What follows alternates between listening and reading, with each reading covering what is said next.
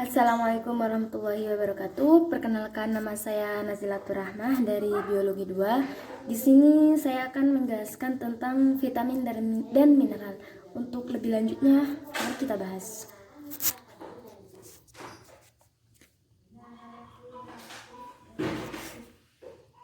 Oke.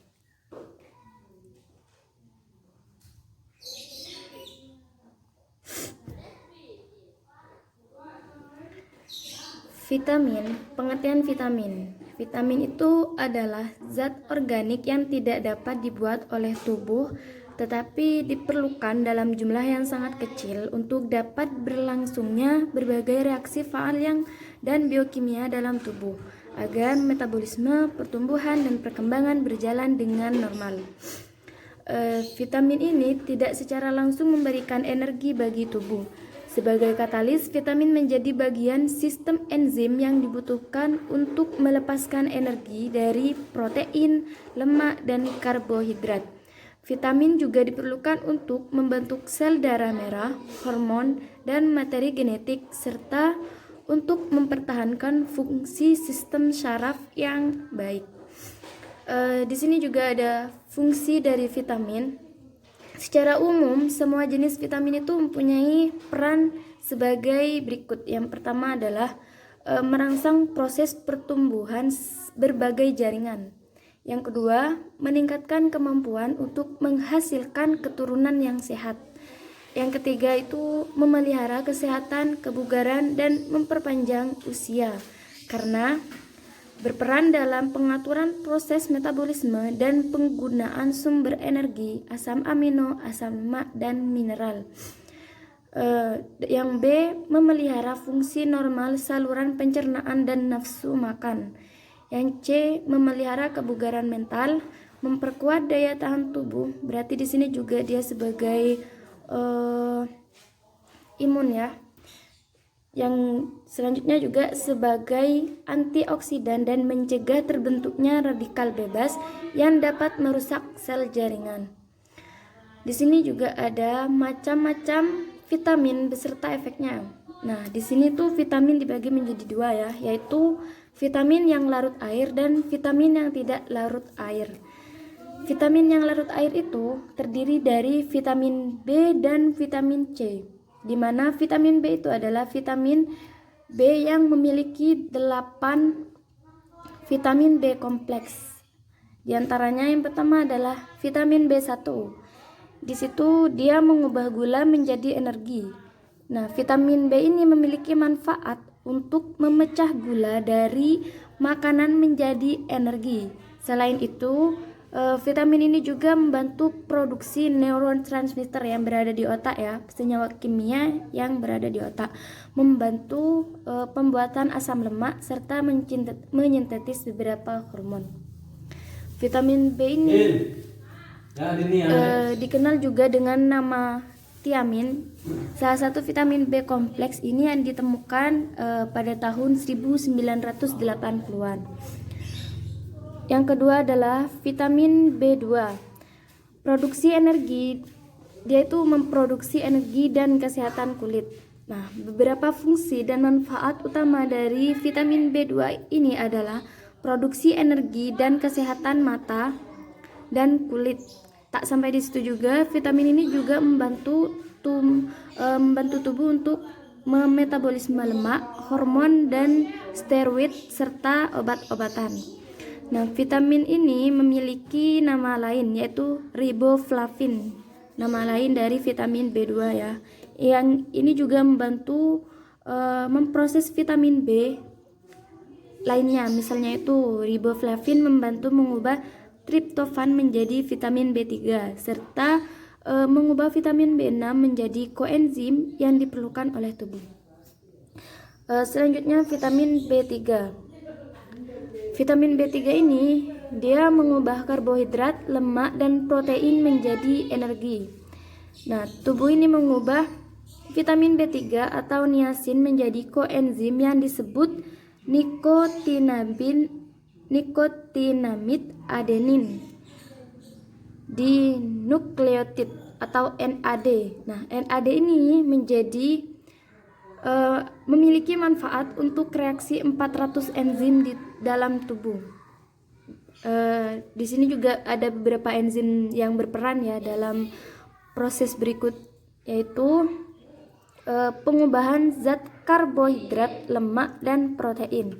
Yang kedua, komunikasi antar sel, membantu proses metabolisme dalam sel-sel tubuh dan tanda DNA di dalam sel. Berarti dia juga berfungsi sebagai penanda DNA di dalam sel. Yang keempat yaitu adalah vitamin B5. Vitamin B5 itu dia memproduksi koenzim dan sel darah merah. Vitamin B5 ini dikenal juga dengan asam pantotenat yang bermanfaat untuk memproduksi koenzim serta sel darah merah. Nah, vitamin B5 ini di dalam vitamin B kompleks juga diedarkan oleh sel darah merah yang berperan dalam proses energi dan metabolisme.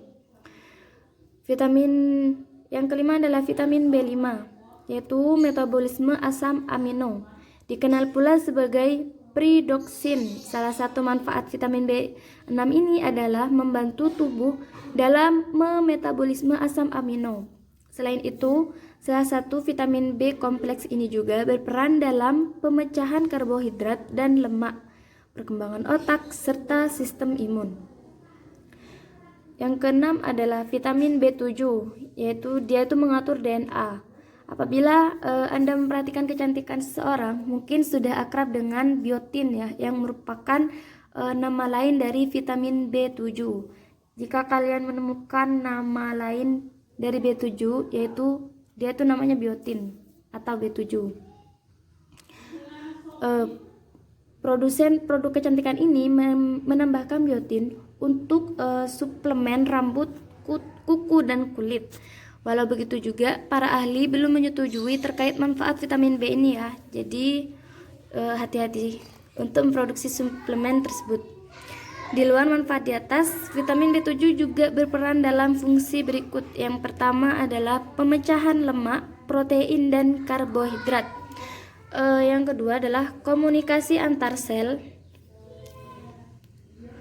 Komunikasi antar sel.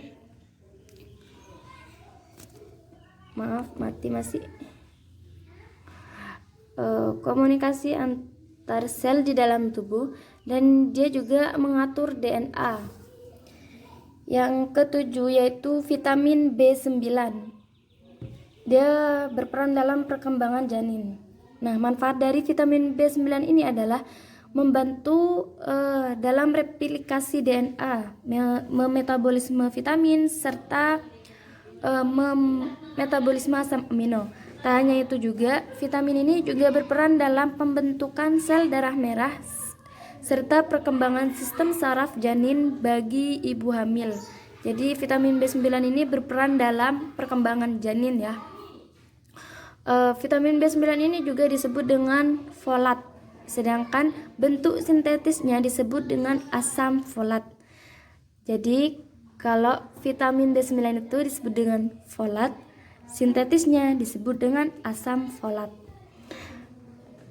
Karena vitamin B9 ini sangat penting ya untuk ibu hamil dan perkembangan janinnya, dokter kandungan itu biasanya menyarankan untuk mengkonsumsi vitamin B9 ini dalam bentuk makanan sehat, sumber folat maupun suplemen asam folat.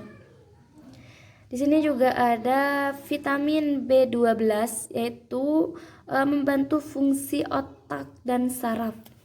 Vitamin B12 ini memiliki manfaat untuk produksi sel darah merah, sintetis DNA, serta fungsi otak dan sistem saraf. Vitamin ini juga berfungsi atau berperan dalam metabolisme protein dan lemak. Vitamin B12 ini sebagai vitamin dari vitamin B kompleks disebut juga dengan kobalamin.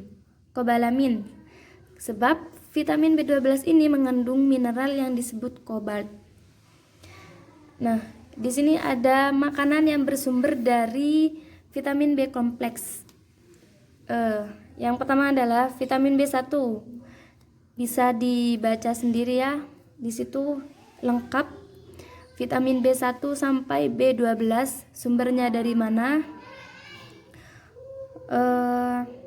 Selanjutnya vitamin C atau ascorbat.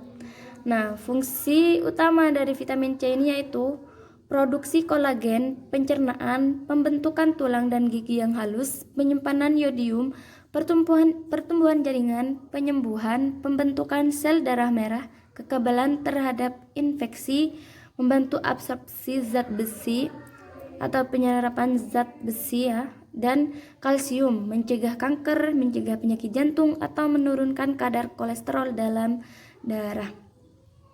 Sumber makanan dari vitamin C ini yaitu buah dan sayur yang segar, terutama jeruk, sitrus, sayuran berdaun hijau seperti bayam, buah-buahan berwarna kuning, dan jambu batu.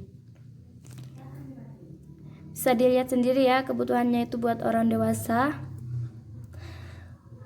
Efek dari kekurangan dan kelebihan vitamin C ini, yang pertama adalah kekurangannya yaitu skorbut atau gusinya itu berdarah, pelambatan penyembuhan luka, perdarahan atau pelunakan tulang, dan mudah fraktur.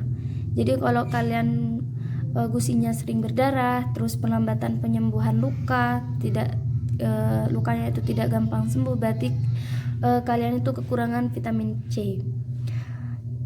Di sini juga ada kelebihannya yaitu tanda dan gejala toksisitas seperti diare, mual, sakit kepala, lemas, ruam, panas, dan insomnia. Jadi itu kalau kita kelebihan dari vitamin C. Nah, di sini yang kedua adalah vitamin yang larut lemak. Barusan kita akan membahas vitamin yang larut dalam lemak ya. Salah. Kalau yang pertama kan kita membahas tentang vitamin yang larut dalam air. Nah, di sini kita akan bahas tentang vitamin yang larut dalam lemak. Nah, vitamin yang larut dalam lemak ini dia memiliki terdiri dari vitamin A, D, E, K atau ADEK. Yang pertama kita akan membahas tentang vitamin A atau retinol. Nah, fungsi utama dari vitamin A ini yaitu untuk memperhatikan atau memacu pertumbuhan tubuh, diferensiasi sel atau pematangan sel, kekebalan tubuh, pertumbuhan dan perkembangan reproduksi, pencegahan kanker, pemeliharaan dan perbaikan jaringan tubuh, kekebalan terhadap infeksi, pertumbuhan tulang, perkembangan sistem saraf, metabolisme, dan struktur membran sel. Di sini sumber makanan dari vitamin A yang pertama adalah ikan, buah dan sayuran berwarna hijau dan kuning, produksi susu, hati, kuning telur, dan minyak ikan. Itu adalah sumber dari vitamin A. Sedangkan sumber karoten yaitu sayuran yang berwarna hijau tua, buah yang berwarna kuning atau merah. Di sini kebutuhan orang dewasa bisa dibaca sendiri. Nah, di sini ada efek kekurangan dan kelebihan dari vitamin A. Yang pertama adalah kekurangannya.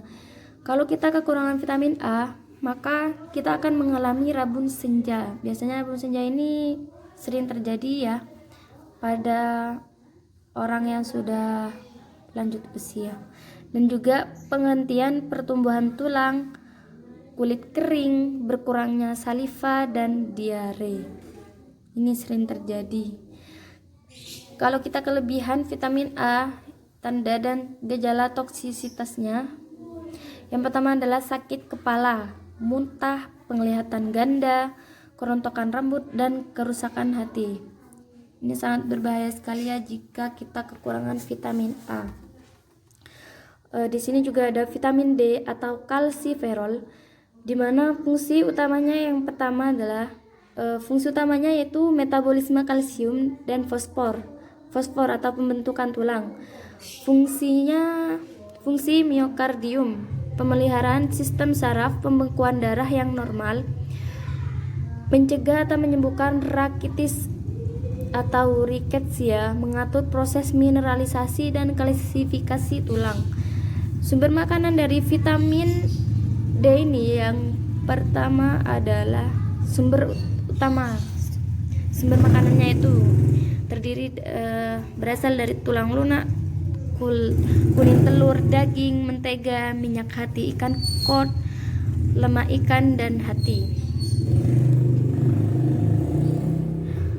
Kalau kita di sini ada juga efek dari kekurangan. Oke, kita lanjut ke mineral, yaitu pengertian serta jenis dan fungsi dari mineral. Apa itu mineral? Mineral adalah padatan senyawa kimia homogen non organik yang memiliki bentuk teratur atas sistem kristal dan terbentuk secara alami. Nah, mineral ini merupakan zat gizi yang diperlukan oleh tubuh manusia untuk mendukung proses tubuh dan berkembang dalam jumlah yang sedikit. Dan mineral ini juga merupakan sebuah substansi anorganik yang diperlukan tubuh dalam jumlah yang kecil guna berbagai fungsi tubuh. Vitamin ini berbeda dengan mineral ya. Hal ini karena vitamin merupakan senyawa yang terdiri dari berbagai unsur seperti karbon, hidrogen, dan oksigen.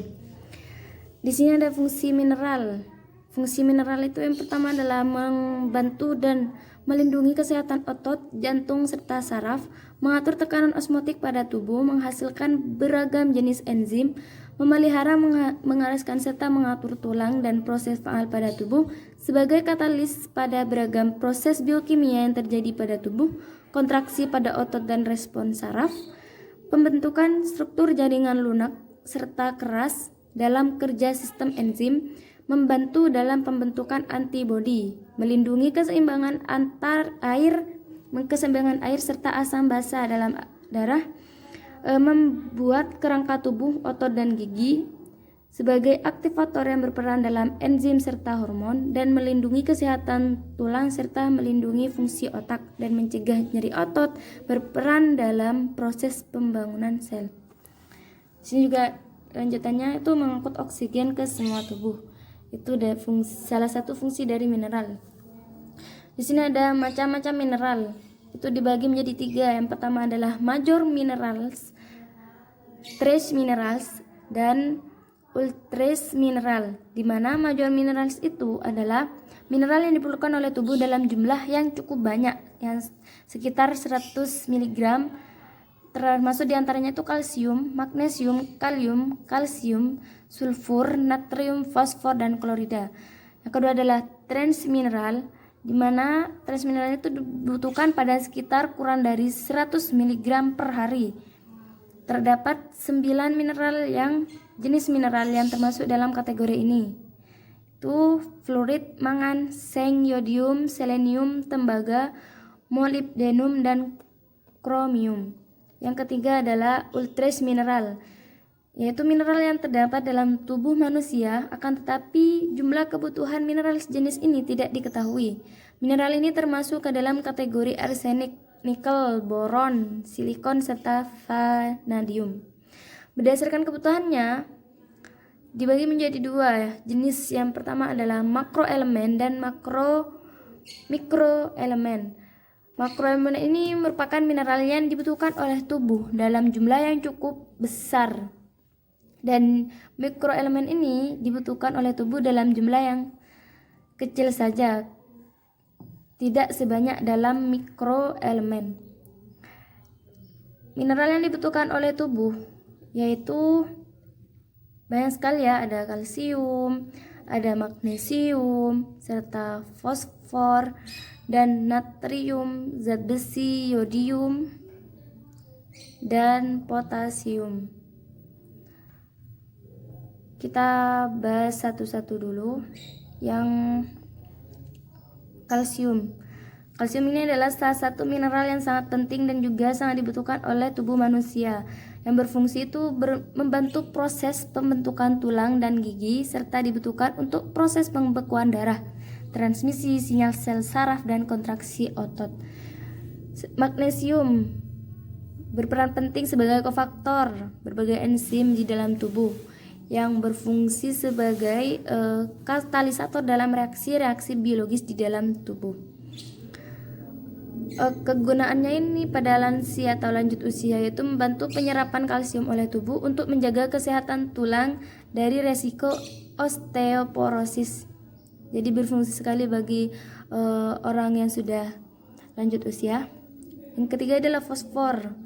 Fosfor ini sangat penting ditemukan di setiap sel tunggal. Fosfor ini merupakan komponen kunci dari struktur yang mendasari DNA dan juga membantu membentuk membran sel yang mengontrol apa yang bisa dan tidak bisa masuk ke dalam sel tubuh individu. Yang keempat adalah natrium. Natrium ini bertanggung jawab untuk mengatur kandungan air tubuh dan keseimbangan elektrolit. Natrium ini merupakan komponen garam dapur yang dikenal sebagai natrium klorida atau NaCl. Hampir semua makanan itu yang mentah mengandung sejumlah kecil natrium klorida atau garam dapur. Namun garam sering ditambahkan dalam pembuatan, pemasakan, dan penyajian makanan. Keenam adalah zat besi. Kelima zat besi. Dia tuh merupakan sebuah trace elemen yang sangat dibutuhkan dalam produksi hemoglobin, komponen sel darah merah yang nanti akan membawa oksigen ke seluruh tubuh. Orang yang kekurangan zat besi ini akan mudah merasa lelah karena tubuh mereka kekurangan oksigen. Yang keenam adalah yodium. Yodium ini sangat penting ya keberadaannya bagi tubuh karena berfungsi sebagai pembentukan hormon tiroksin, di mana hormon ini berfungsi pengendali dari berbagai aktivitas tubuh serta mengendalikan pertumbuhan seseorang. Sumber dari yodium ini yaitu ikan laut, tiram dan kerang, garam yodium serta makanan lainnya yang berasal dari laut. Yang ketujuh adalah potasium. Potasium ini adalah mineral penting yang membantu mengatur fungsi jantung, tekanan darah dan saraf dan aktivitas otot. Kalium ini juga dibutuhkan untuk metabolisme karbohidrat dan protein dan membantu menjaga pH yang tepat dalam tubuh. Oke, itu saja dari saya. Terima kasih, semoga bermanfaat. Wassalamualaikum warahmatullahi wabarakatuh.